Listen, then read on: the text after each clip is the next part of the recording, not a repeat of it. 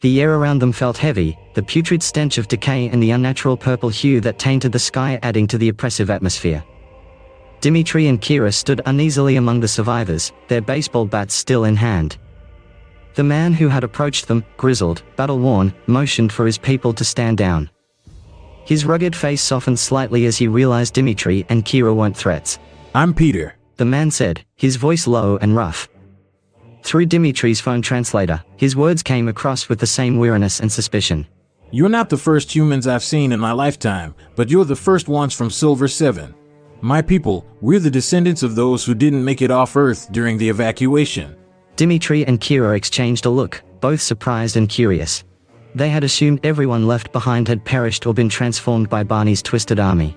Dimitri nodded, prompting Peter to continue. "When the Russians escaped to Silver 7, my ancestors were too far from the launch sites.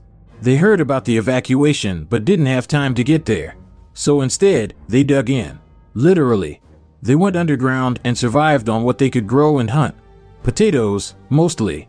And, well..." Peter paused, his gaze darkening as he glanced at the felt-sheeted remains scattered around. "We kill the suits when we can, and when food runs out, we eat them." Kira's stomach turned at the thought, and she clenched her hands tightly around her bat. She had assumed they were monsters, but now knowing they were once human made the situation all the more horrific. Peter continued, oblivious to her discomfort. "Their felt, their skin, whatever you want to call it, we use it. Winters here are harsh. We sew the felt into clothing to keep warm. Barney knows we exist. He knows there are still humans left, but he doesn't know where we come from. We've been fighting for centuries, hidden, surviving. That's how we've lasted this long." Dimitri's face remained neutral as he took in the grim reality these people had lived for generations. Kira, however, couldn't help but wince at the thought of wearing the felt of the dinosaur suits. They weren't just grotesque enemies, they were victims too, trapped in a form of existence worse than death. "So, Dimitri said cautiously, his voice filtered through the translator. you want to leave Earth and go to Silver 7 now that you know the Russians made it?" Peter nodded solemnly.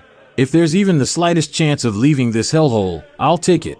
We've heard stories, passed down through generations, about how some of your people made it to another world.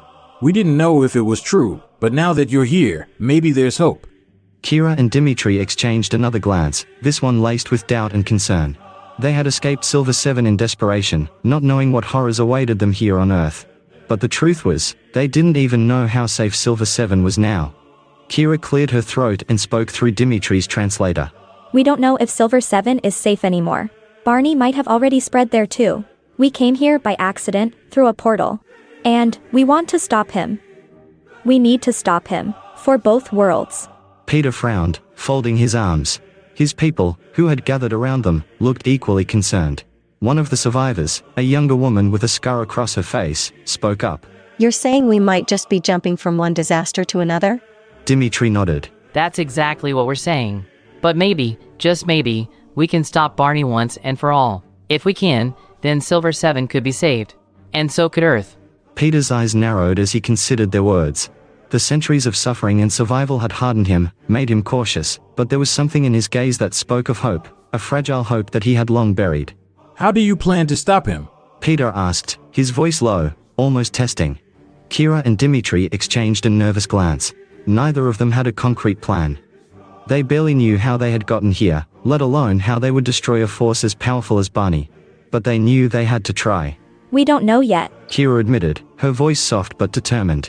but we'll figure it out. There has to be a way.